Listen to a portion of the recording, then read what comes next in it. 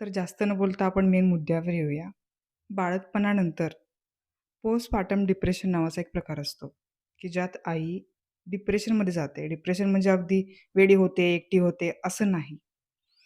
तर ती व्यवस्थित दिसते, आपल्याला दिसताना व्यवस्थित दिसते.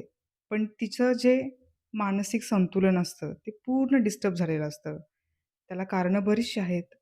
तिची झोप व्यवस्थित नसते, हार्मोनल इम्बॅलन्स असतं, अंगावरून रक्त जात असतं.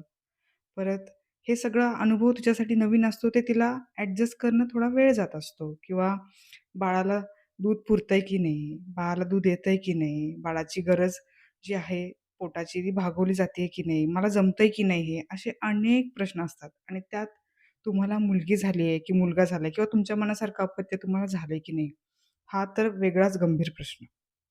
त्यात आणि आणखीन तुम्हाला नातेवाईक भेटायला येतात. तुमच्या आजूबाजूचे लोक भेटायला येतात. आमच्या वेळी असं नव्हतं. तुझं सिझर झालंय, तुझं नॉर्मल झालंय. तुला केव्हा कळा घालायला जमलं नाही का? ह्या अशा अनेक प्रश्न असतात. आमच्या वेळी आम्ही हे केलं, ते केलं, हे खाल्लं, ते खाल्लं, हे खावंच लागेल किंवा यातून जावंच लागेल. हे प्रेशर वेगळं. आणि जर तुमचं बाळ गुडगुडीत असेल तर इट्स फाईन, ओके. आणि जर गुडगुडीत नसेल किंवा काही वेगळ्या गोष्टी असतात. प्रत्येक बाळ हे